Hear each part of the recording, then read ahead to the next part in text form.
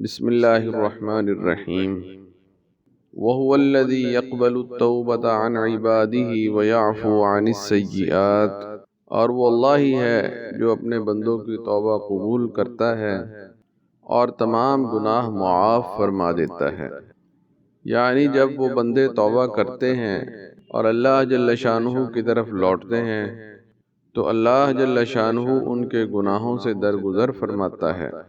توبہ کہتے ہیں اپنے گناہوں سے پشیماں ہونا، دل سے، زبان سے استغفار کرنا اور دوبارہ گناہ نہ کرنے کا عہد کرنا۔ حضرت عبداللہ ابن مسعود رضی اللہ تعالیٰ عنہ فرماتے ہیں کہ جس نے کہا استغفر اللہ العظیم الذی لا الہ الا هو الحی القیوم واتوب الیہ 3 مرتبہ، تو اس کے گناہ معاف ہو جاتے ہیں اگرچہ وہ سمندر کی جھاگ کے برابر ہوں۔ حضرت ابو قلابہ فرماتے ہیں کہ جب اللہ جل شانہ نے ابلیس کو ملعون قرار دیا تو اس نے مہلت طلب کی، اور جب اللہ جل شانہ نے اسے مہلت دے دی تو کہنے لگا جب تک بندے کی جان نہ نکل جائے گی تیری عزت کی قسم میں اس کے سینے سے نہ نکلوں گا۔ اللہ جل شانہ نے فرمایا کہ میں اپنے بندے سے توبہ کو دور نہ کروں گا حتیٰ کہ وہ مر جائے۔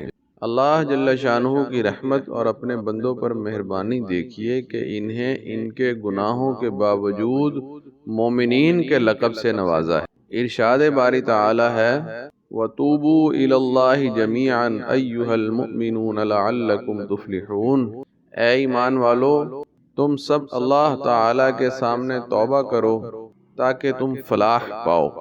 اور بندے کی توبہ کرنے کے بعد اس سے محبت کی بابت ارشاد باری تعالی ہے ان اللہ یحب التوابین ویحب المتطہرین، یقیناً اللہ جل شانہ محبت رکھتے ہیں توبہ کرنے والوں سے اور محبت رکھتے ہیں پاک صاف رہنے والوں سے۔